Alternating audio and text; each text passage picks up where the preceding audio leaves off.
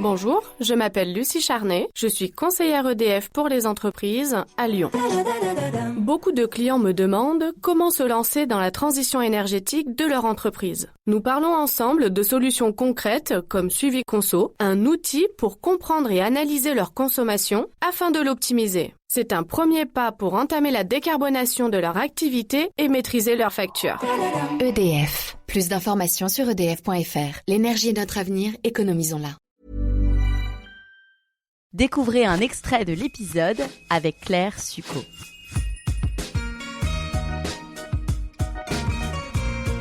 Je me rappelle avoir posé la question à la maîtresse, mais s'il y a 10 femmes et un homme dans une pièce, on dit quand même « il ».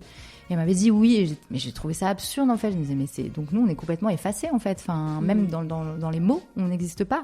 Et on dit l'emporte, le masculin l'emporte. La formulation, elle est difficile quand on a 6 ans. Et en fait, quand on regarde les statistiques, c'est à partir de cet âge-là que les petites filles commencent à avoir beaucoup moins confiance en elles. Avant, elles se considèrent à l'égal des garçons. À partir de 6 ans, ça commence à baisser. Et elles se considèrent moins intelligentes. Alors, je ne sais pas si c'est lié à ça. Oui. En tout cas, c'est sûrement lié aussi à l'école.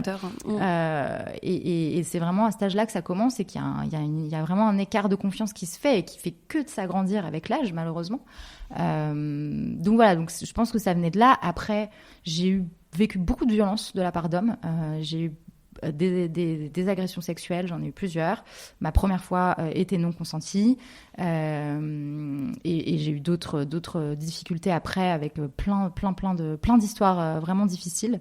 Mais je pense que je suis vraiment pas la seule. Je pense aussi que il y a beaucoup de femmes qui subissent des violences sans les verbaliser. Et notamment, je pense aux femmes qui sont en couple et qui vont avoir des pressions de leur conjoint pour faire l'amour.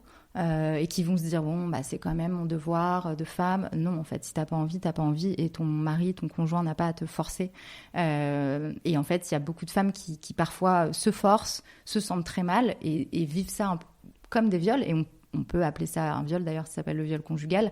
Et en fait, ça arrive très souvent. Et du coup, moi, c'est vrai que quand je dis que j'ai vécu beaucoup de violence, on me dit ah bon, mais pas moi. Et en fait, quand on creuse un peu, j'ai l'impression que presque toutes les femmes ont à un moment, alors pas été forcément forcées en étant plaquées au mur et violentées, mais forcées aussi psychologiquement en fait de dire allez s'il te plaît, ça fait longtemps, t'es pas cool, t'es quand même ma meuf. Enfin en fait ça c'est de la pression psychologique qui peut faire céder les femmes, mais c'est pas du consentement en fait. Et ça suffit quoi. Et il faut vraiment qu'on arrête avec ça. Et je pense que ça c'est une des violences les plus classiques, en fait. Toi, tu as des messages très forts que tu as sur tes vêtements. Vive d'amour et d'égalité, Antisexisme Academy, Every Body is Bikini Body. Qu'est-ce qu'on peut faire chacun, chacune, à notre échelle, selon toi, pour comprendre que le féminisme, c'est un vrai sujet de société, qu'on peut être féministe sans être ultra, et que c'est ultra important de l'être pour nous, pour la société. En fait, pour moi, le féminisme, ça n'a rien d'agressif, comme beaucoup de gens veulent le penser. C'est juste vouloir les mêmes droits et libertés pour les femmes et pour les hommes. Donc, à partir de ce moment-là, normalement, tout le monde est censé être d'accord avec cette phrase. Et aujourd'hui, ce n'est pas le cas. Ce n'est pas le cas en France, ce n'est pas le cas dans tous les pays du monde, à part les quelques pays qui sont des matriarcats.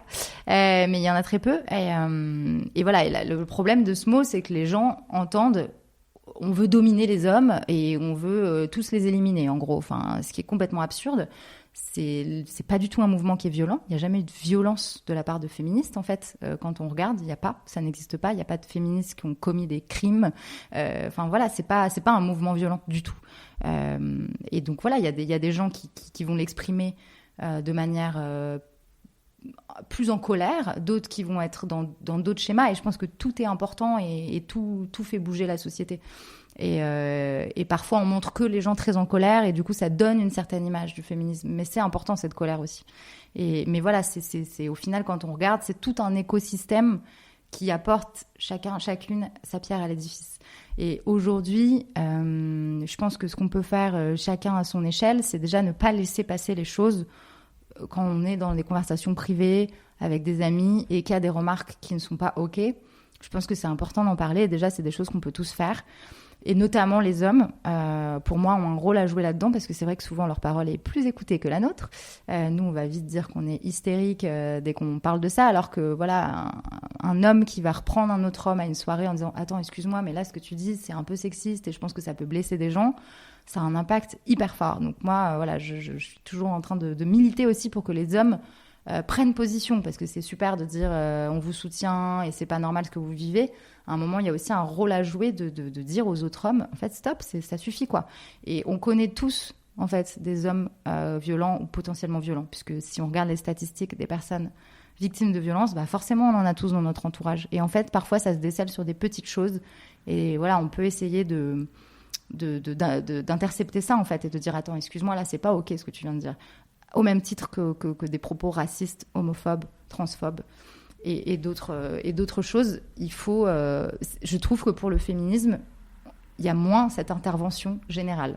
On a plus peur de se positionner, et notamment les hommes ne le font pas beaucoup. Alors ils le font de plus en plus et c'est super, et nous on reçoit énormément de soutien d'hommes sur meufs et ça me fait tellement plaisir parce que c'était pas le cas il y a 5 ans, quoi. Donc je vois qu'il y a une évolution, mais donc voilà, pour te répondre, je pense qu'on peut tous, en fait, dans nos foyers, dans nos groupes d'amis, discuter, débattre et faire avancer les choses. Et en fait, si tout le monde le fait, bah, finalement, c'est la société qui change.